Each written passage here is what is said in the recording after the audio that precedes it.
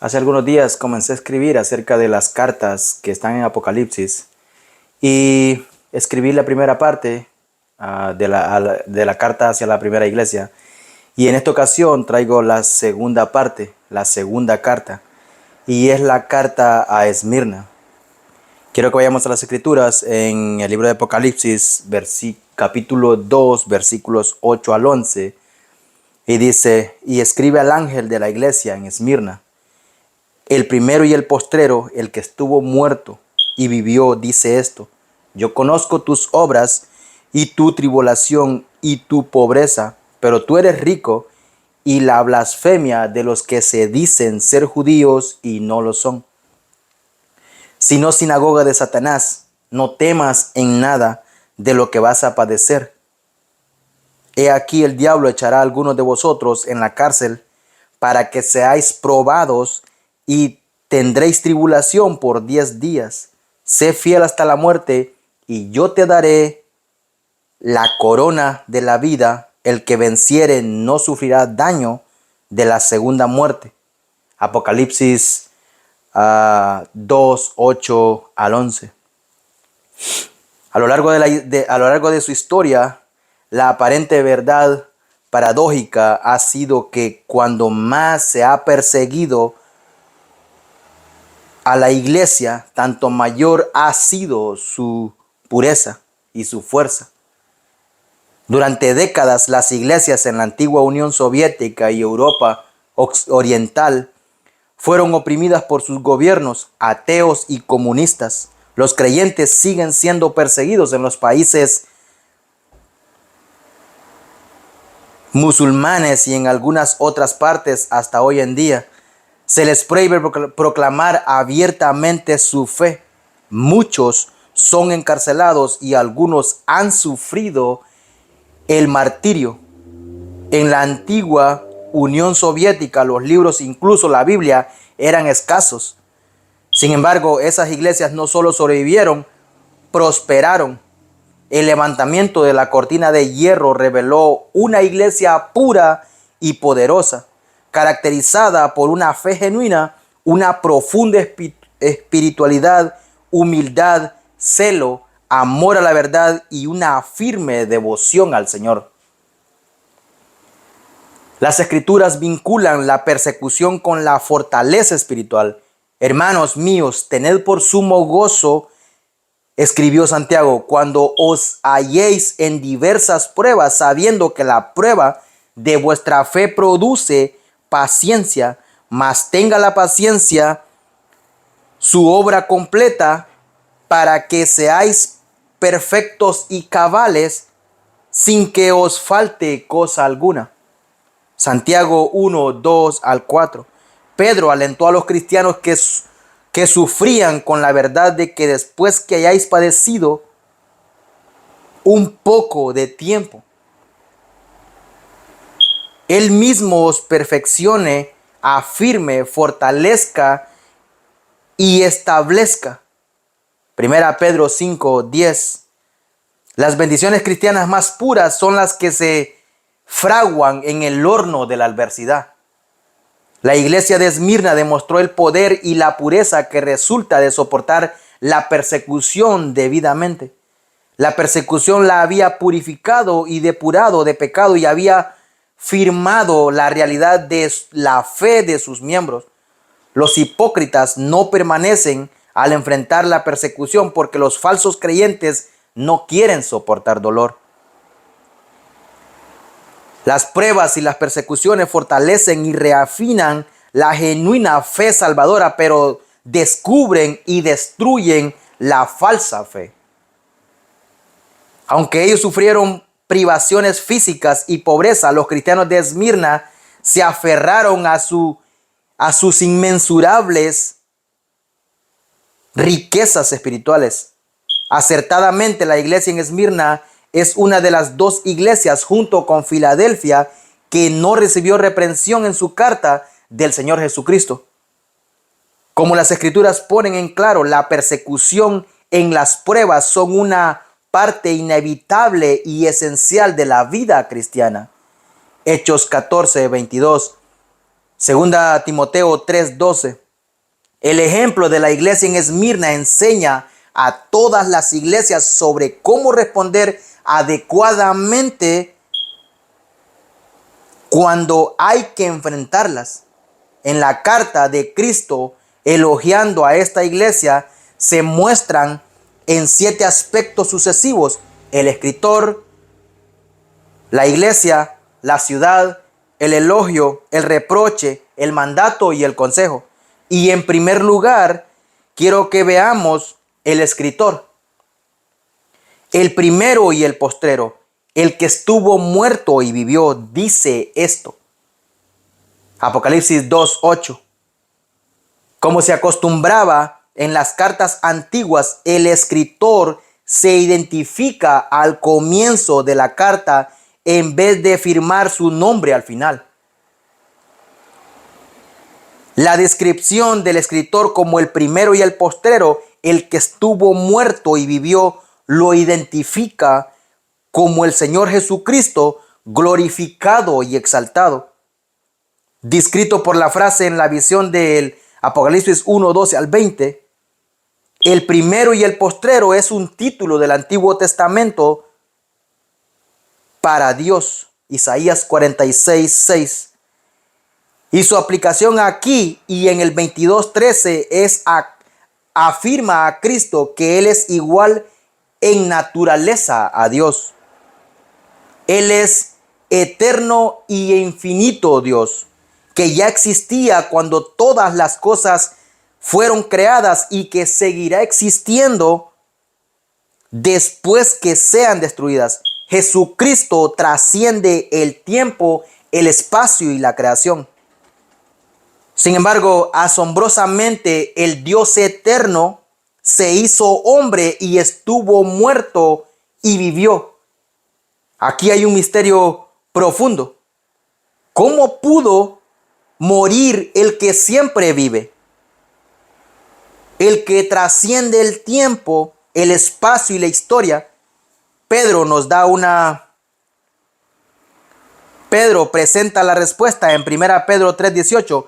Cristo fue muerto en la carne, pero vivificado en el espíritu. Murió en su encarnada humanidad como el sacrificio perfecto por el pecado, pero ahora vive. Gracias a su resurrección y vive para siempre según el poder de una vida indestructible. Hebreos 7:16. Comparemos también Romanos 6:9. Esta designación de Cristo era para traer consuelo a los perseguidos creyentes de Esmirna. Conocedor de que pasarían tiempos difíciles, Cristo les estaba recordando que Él trasciende los asuntos temporales y que mediante su unión con Él, ellos también, y aunque deban enfrentar la muerte a manos de sus perseguidores, junto a ellos está el que venció la muerte. Hebreos 2:14. Y quien prometió: yo soy la resurrección y la vida, el que cree en mí, aunque esté muerto, vivirá. Y todo aquel que vive y cree en mí no morirá eternamente. Juan 11:25 y 26. Jesucristo también soportó la persecución más injusta y severa que alguien haya jamás sufrido, de forma que puede servir como una compasiva y comprensiva fuente de poder. Él es el que dirigió esta carta de consuelo y aliento a la iglesia de Esmirna. Y como segundo aspecto, quiero que veamos la iglesia. Las escrituras no mencionan la fundación de la iglesia en Esmirna, ni se menciona la ciudad en el libro de Hechos. Todo lo que se dice acerca de esa congregación está en esta carta. Se supone que se fundó esa iglesia de Esmirna durante el ministerio de Pablo en Efeso, Hechos 19:10. Ya haya sido por el propio Pablo o por alguno de los que se convirtieron a través de él, a fines del primer siglo, la vida era difícil y peligrosa para la iglesia en Esmirna. La ciudad aliada de Roma era un semillero de adoración al emperador bajo el emperador Domiciano. Llegó a ser un pecado capital al negarse a ofrecer el sacrificio anual al emperador. No es sorprendente que muchos cristianos enfrentaran la muerte. El más famoso de los mártires de Esmirna fue Policarpo, ejecutado medio siglo después del tiempo de Juan. Se empleó en la Septuaginta la palabra griega traducida a Esmirna para traducir la palabra hebrea para mirra, una sustancia resinosa que se usaba como un perfume durante la vida, Mateo 2:11, y la muerte, Juan 19:39.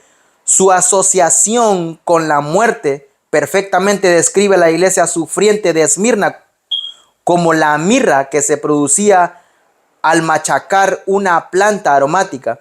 La iglesia de Esmirna, oprimida por la persecución, despidió el aroma fragante de fidelidad a Dios.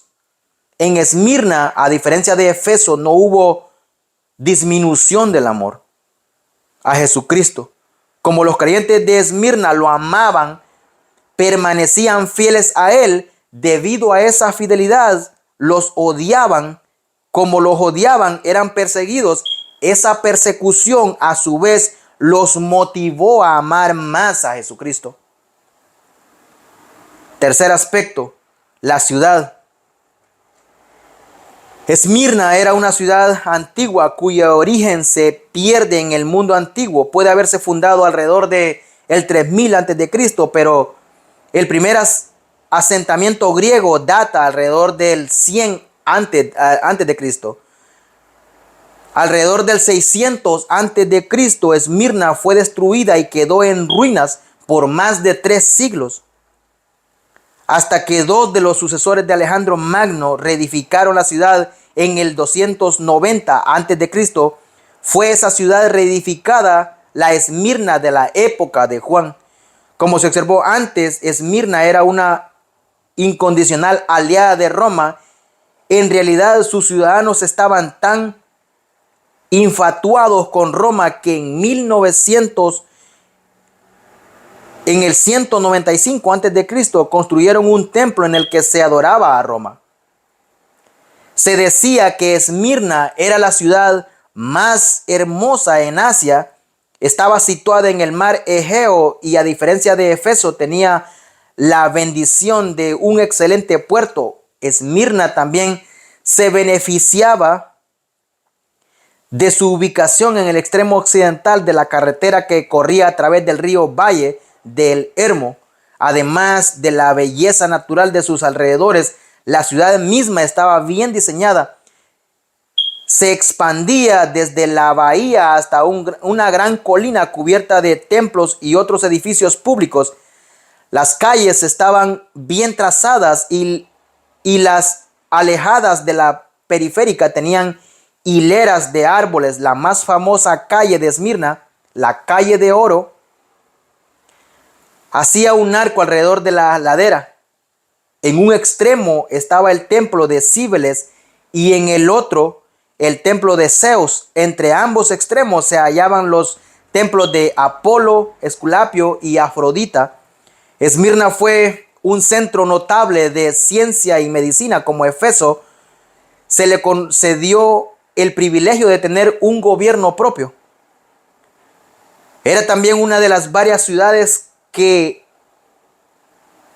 reclamaban ser el lugar de nacimiento del poeta Homero, como se observa en el capítulo anterior. Como el tiempo se obstruyó el puerto de Efeso y dejó de existir la ciudad, sin embargo, Esmirna sobrevivió a numerosos terremotos y fuegos y existe en la actualidad como la ciudad turca de Izmir. Cuarto aspecto. Yo conozco tu obra y tu tribulación y tu pobreza, pero tú eres rico, y la blasfemia de los que se dicen ser judíos y no lo son, sino sinagoga de Satanás. Apocalipsis 2:9. Nada puede escapar a la visión del glorioso Señor de la iglesia de Esmirna. Él conoce cada detalle acerca de las iglesias bajo su cuidado. Comenzó a elogiar a esos creyentes, asegurándoles que él conocía su tribulación, que literalmente significa presión, y en la palabra que por lo regular se empleaba en el Nuevo Testamento para persecución o tribulación, la iglesia en Esmirna estaba enfrentando una intensa presión por causa de su fidelidad a Jesucristo.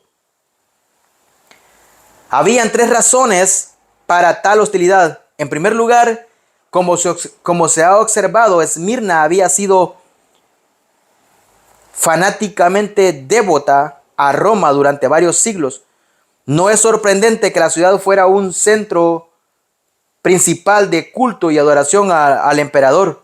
Los ciudadanos de Esmirna de buena gana ofrecían la oración que el emperador Domiciano ahora estaba exigiendo de sus súbditos en todas partes, aunque los cristianos voluntariamente se sometían a las autoridades civiles del emperador. Comparemos Romanos 13:1. Se negaban a ofrecerle sacrificio y adorarle. Por rechazar esto se les acusó de rebeldes y enfrentaron la ira del gobierno romano. En segundo lugar, los cristianos rechazaban participar en religiones paganas en general, como se observó antes. Esmirna adoraba a una mezcla de dioses, entre ellos Zeus, Apolos, Afrodita, Esculapio y sobre todo Cíbeles. El rechazo de los cristianos al panteón pagano de ídolos, unido a su adoración de un Dios invisible, hizo que se les considerara ateos. La mayor parte de la vida social de Esmirna giraba alrededor de la adoración pagana, y los cristianos se les veía como elitistas, antisociales, por su rechazo a participar en ella. Por último, los creyentes en Esmirna afrontaban la blasfemia de los que se dicen ser judíos y no lo son, sino sinagoga del más grande blasfemo, Satanás. Esa dolorosa declaración afirmaba que los judíos que odiaban y rechazaban a Jesucristo eran tan seguidores de Satanás como los adoradores de ídolos. El uso que hace Jesús de un término fuerte, blasfemia, reservado por un general para la palabra hostiles contra Dios, indica que la maldad, intensidad y severidad de la calumnia. Por lo general, los judíos acusaban a los cristianos de canibalismo basándose en una mala interpretación de la cena del Señor, de inmoralidad basándose en una perversión del ósculo santo con el que se saludaban los creyentes. Comparemos Romanos 16:16. De desbaratar hogares cuando uno de los esposos se convertía al cristianismo y el otro no. Esto muchas veces causaba conflictos. De ateísmo, porque como ya se dijo, los cristianos rechazaban el panteón pagano de deidades, y de deslealtad política y rebelión, porque los cristianos se negaban a ofrecer el sacrificio al emperador. Con la esperanza de destruir la fe cristiana, algunos de los judíos ricos e influyentes de Esmirna informaron de esas blasfemias y falsas acusaciones a los romanos. Esos aborrecedores del evangelio eran una sinagoga de Satanás, queriendo decir que ellos se reunieron para planificar su ataque sobre la iglesia, haciéndose así la voluntad de Satanás. Pudieran haber dicho que eran sinagoga de Dios, pero eran todo lo contrario. Lamentablemente, la hostilidad de la población judía de Esmirna hacia el cristianismo no era nada nuevo. El libro de Hechos a veces registra tal oposición inspirada por Satanás. En Esmirna, como había ocurrido tan a menudo ante la hostil población judía, hizo que la opinión pública se volviera contra los cristianos. La persecución de la iglesia en Esmirna alcanzó su punto culminante mediante Medio siglo después de esta carta, con la ejecución de su anciano obispo Policarpo, en la que los judíos creyentes tuvieron una participación fundamental, la traducción de un documento del segundo siglo titulado narra una parte de esta historia. La epístola encíclica de la iglesia en Esmirna con relación al martirio del santo Policarpio relata conmovedora historia del martirio de Policarpo. Toda la multitud, maravillándose ante la nobleza de mente mostrada por el devoto y santo linaje de cristianos, gritó: fuera con los ateos, busquemos a Policarpo. Pero el muy admirable Policarpo, al oír lo que lo buscaban, no se perturbó en modo alguno, sino que decidió permanecer en la ciudad. Sin embargo, en respecto al deseo de muchos, fue convencido de que la abandonara. Partió, por lo tanto, a una casa de campo no muy distante de la ciudad. Ahí permaneció con algunos amigos, ocupándose noche y día solamente en la oración por todos los hombres y por todas las iglesias en todo el mundo, como era su costumbre. Y mientras oraba, se le presentó una visión 3 días antes de ser prendido, y al mirar la almohada bajo su cabeza, le parecía que estaba ardiendo.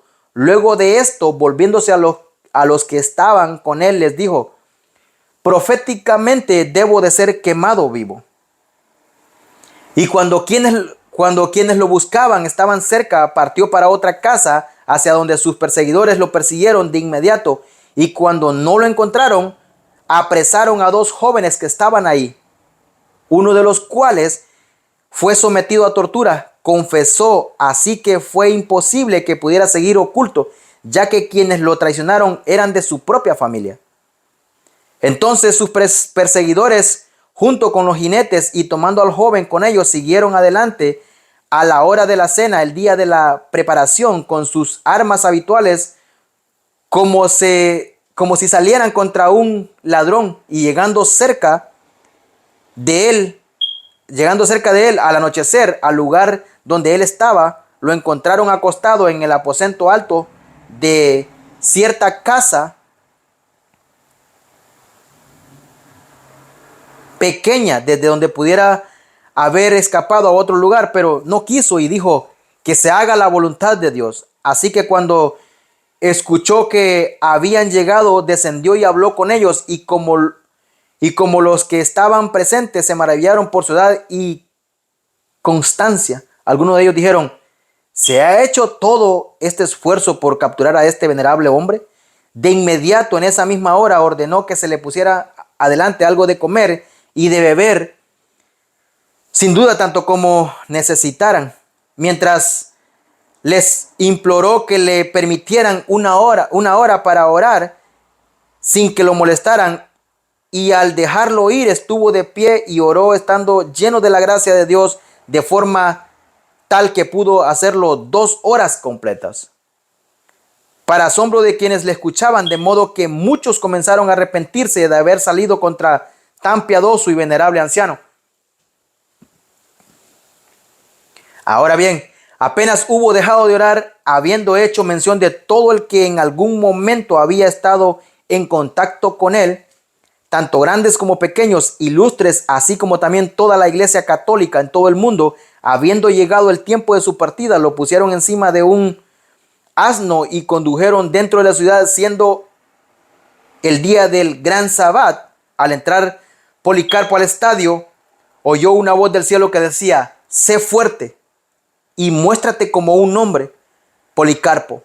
Nadie vio quién le habló, pero algunos de nuestros hermanos que estaban presentes escucharon la voz, y cuando lo trajeron adelante, el tumulto se hizo grande al escuchar que habían arrestado a Policarpo. Y cuando se acercó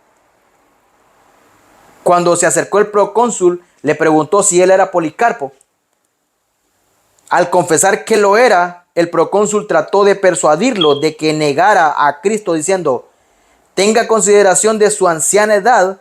Contemplando con su semblante, aseveró a toda la multitud de perversos paganos que estaban en el estadio, y agitando sus manos hacia ellos con gemidos miró al cielo y dijo: fuera con los ateos. Entonces el procónsul lo apremió diciendo: juré y lo libertaré, reniegue de Cristo. Policarpo declaró: 86 años le he servido y él nunca me ha hecho mal alguno. ¿Cómo entonces puedo blasfemar a mi rey y mi salvador? Cuando el procónsul, a pesar de eso, lo presionó otra vez y le dijo: jure por la suerte de César. Él respondió: como usted en vano me apremia con esto, como usted dice, debo jurar por la suerte de César, y pretende desconocer quién y qué soy yo. Declaro aquí con denuedo: soy cristiano, y si usted quiere conocer cuáles son las doctrinas del cristianismo, desígneme un día y las escuchará.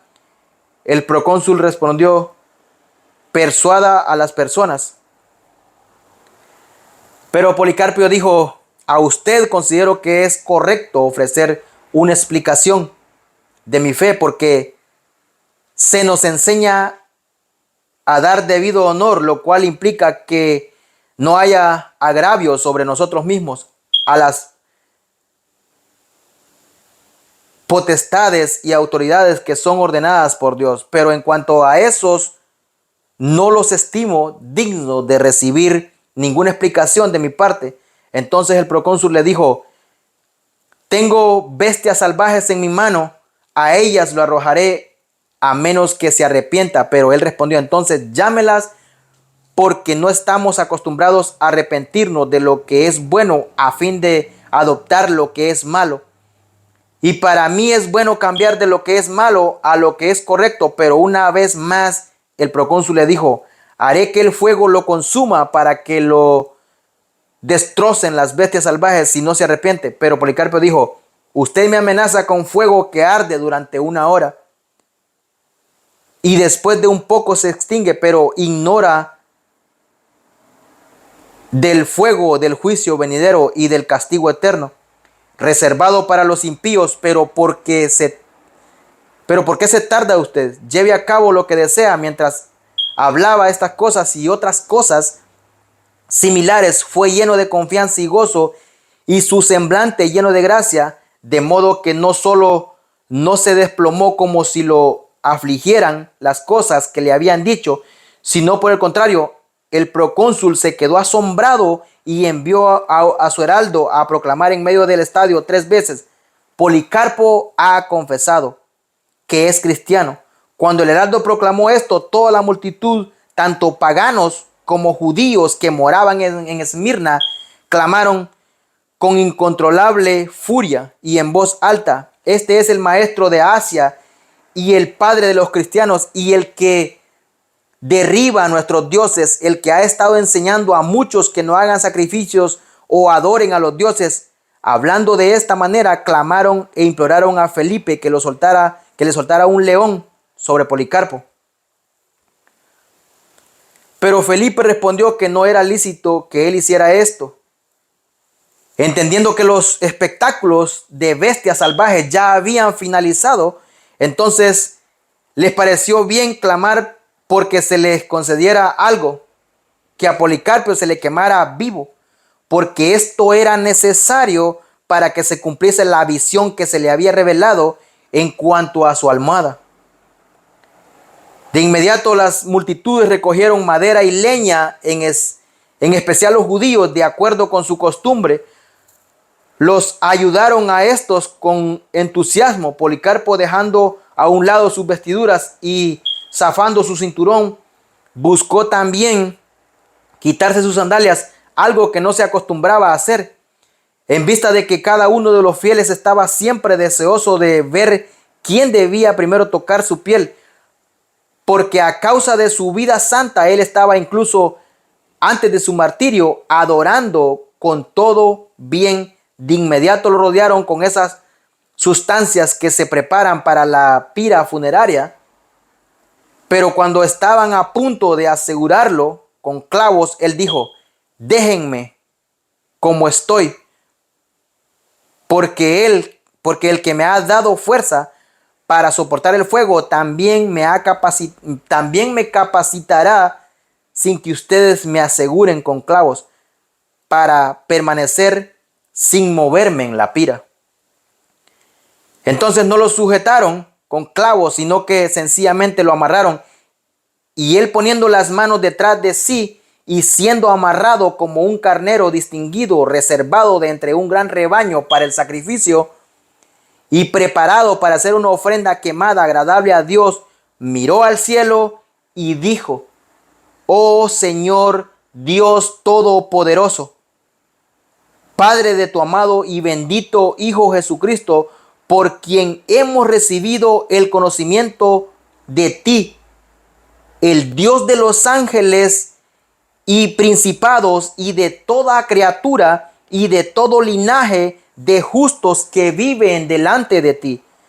Te doy gracias porque me has tenido por digno de este día y esta hora, de que tendré parte en el número de tus mártires, en la copa de Cristo, a la resurrección de vida eterna del alma y del cuerpo, mediante la incorruptibilidad impartida por el Espíritu Santo, entre los cuales puedo ser aceptado este día ante ti como un sacrificio engordado y aceptable, de acuerdo como lo que tú siempre, fiel Dios, has ordenado.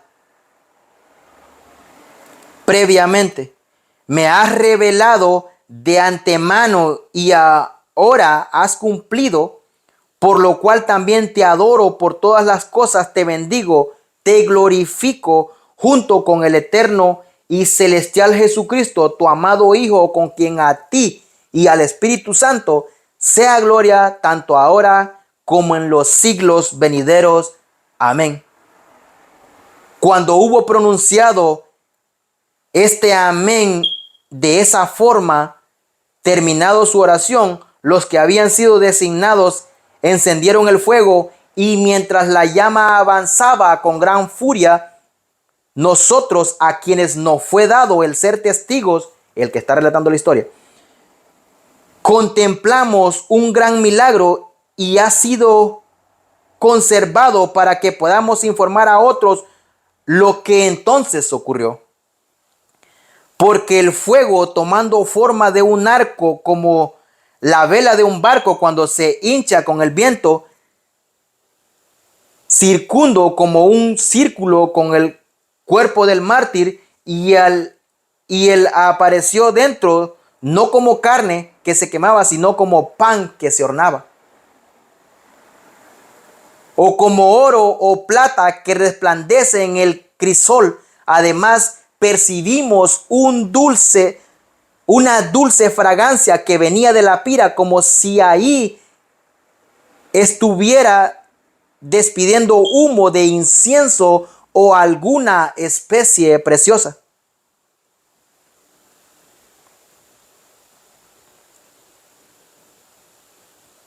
Al fin, cuando aquellos hombres malvados vieron que su cuerpo podía ser consumido por el fuego, ordenaron a un verdugo que se acercara y lo traspasara con una daga, y al hacerlo llegó una paloma y una gran cantidad de sangre, de modo que se extinguió el fuego, y todas las personas se cuestionaban qué debía haber tal diferencia entre los dos incrédulos y los dos elegidos, de quien es este tan admirable Policarpo. Era uno.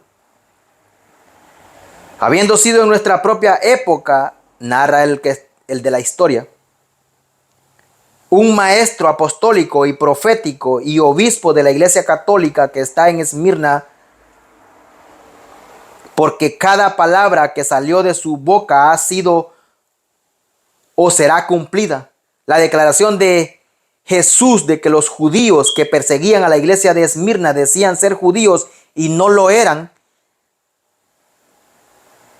ha hecho que algunos se pregunten si eran racialmente judíos. Desde luego que eran descendientes físicos de Abraham, pero no verdaderos judíos según la definición de Pablo. No es judío el que lo es exteriormente, ni es la circuncisión la que se hace exteriormente en la carne, sino que es judío el que lo es en lo interior. Y la circuncisión es la del corazón en el espíritu, no en letra, la alabanza del cual no viene de los hombres, sino del Dios.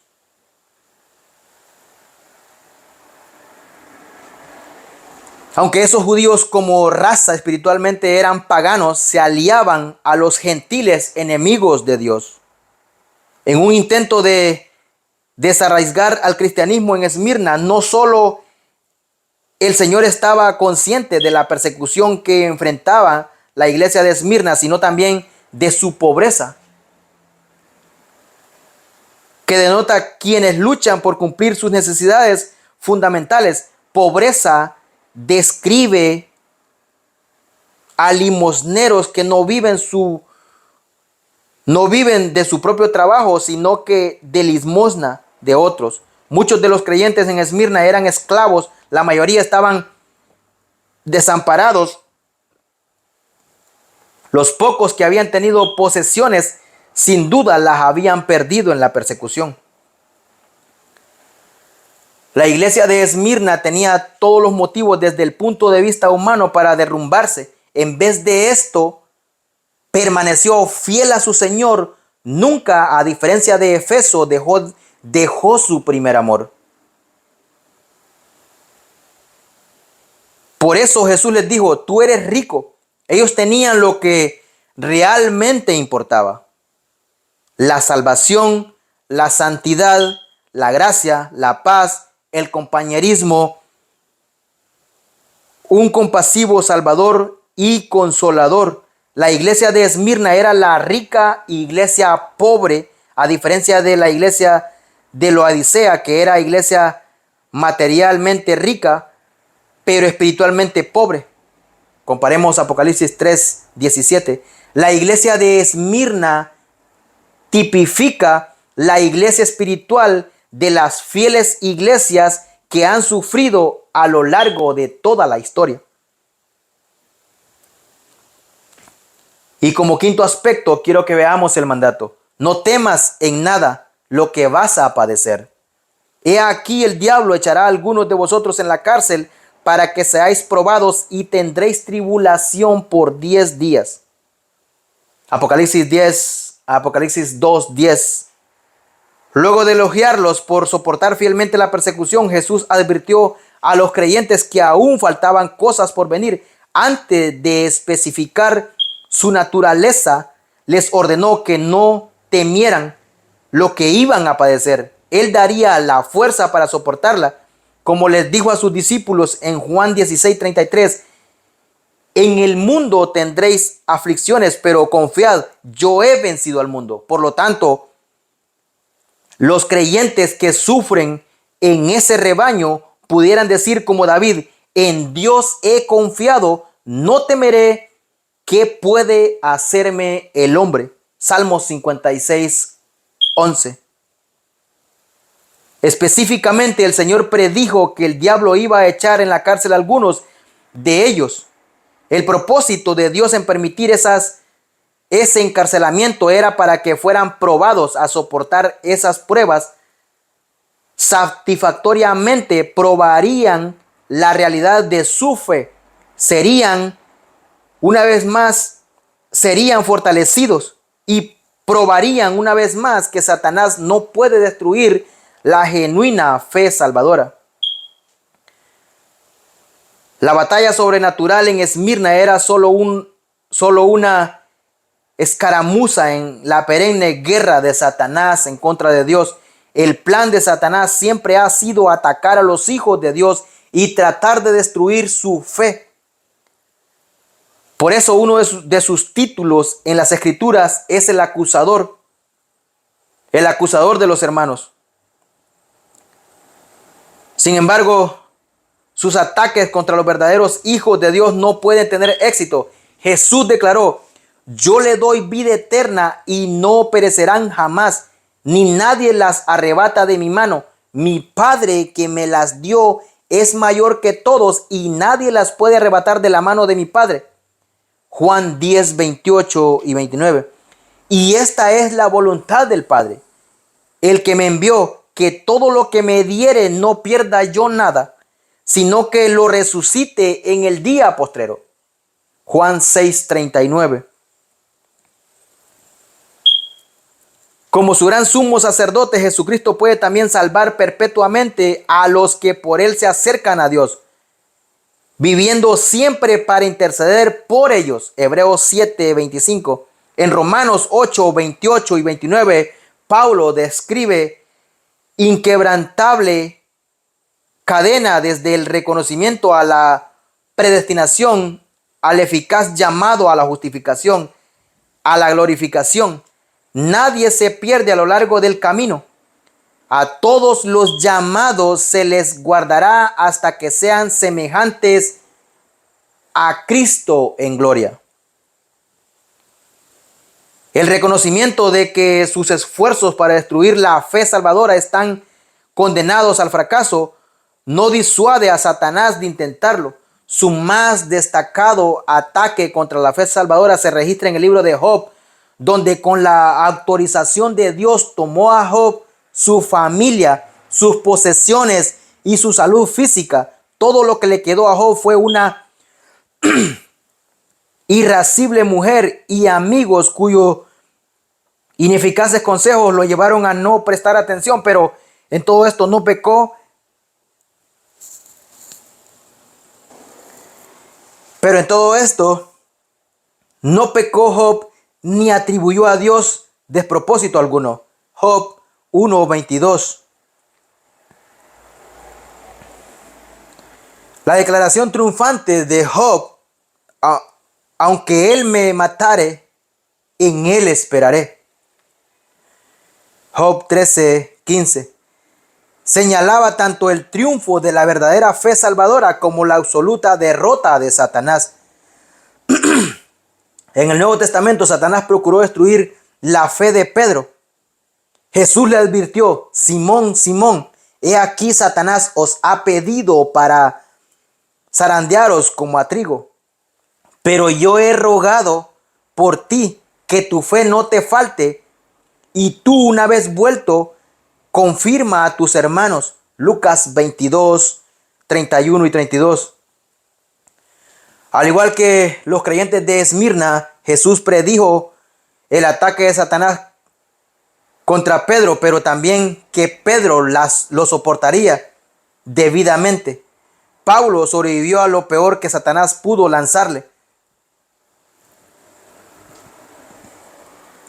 Y me ha dicho: bástate mi gracia, porque mi poder se perfecciona en la debilidad. Por tanto, de buena gana me gloriaré, dice Pablo, más bien en mis debilidades, para que repose sobre mí el poder de Cristo, por lo cual, por amor a Cristo, me gozo en las debilidades, en afrentas, en necesidades, en persecución, en angustia, porque cuando soy débil, entonces soy fuerte. 2 Corintios 12:9 y 10.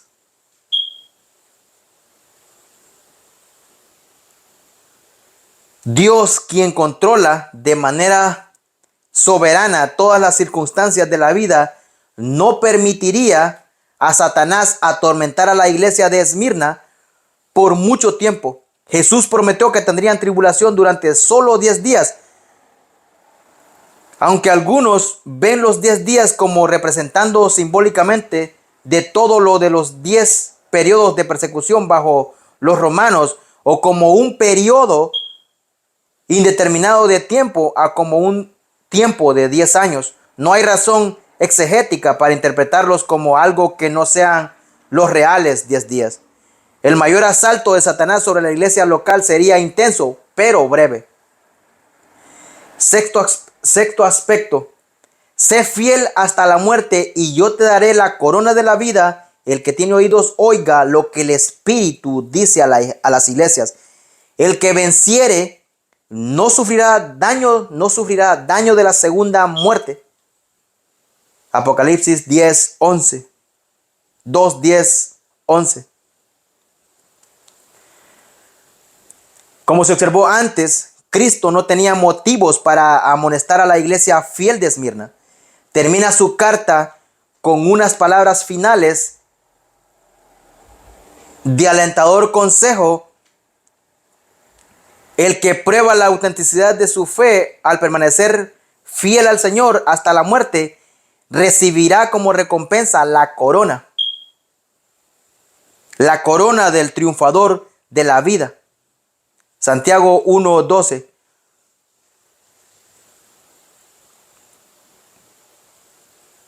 La corona, recompensa, culminación, logro de la genuina fe salvadora es la vida eterna.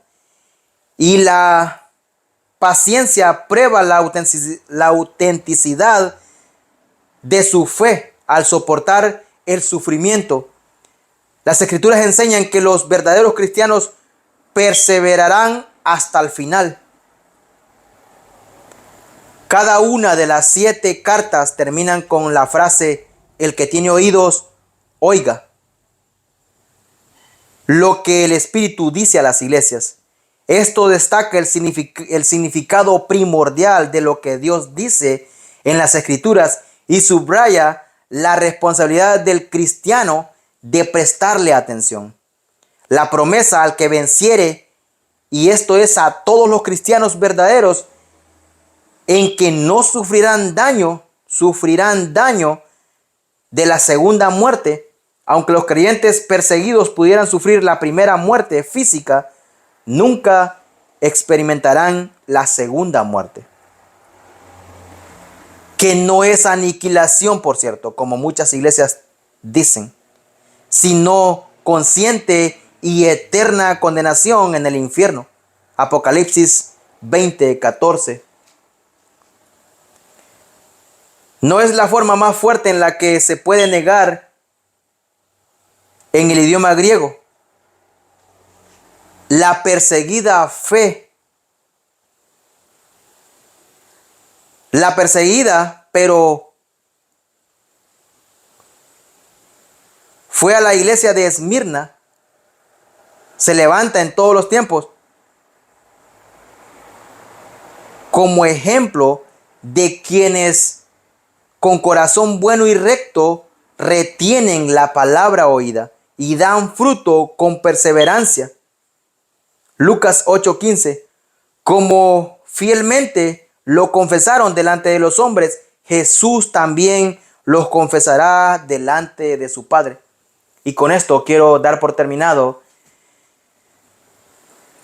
esta enseñanza de la segunda carta que aparece en Apocalipsis. Y espero que les haya gustado y nos vemos en una próxima.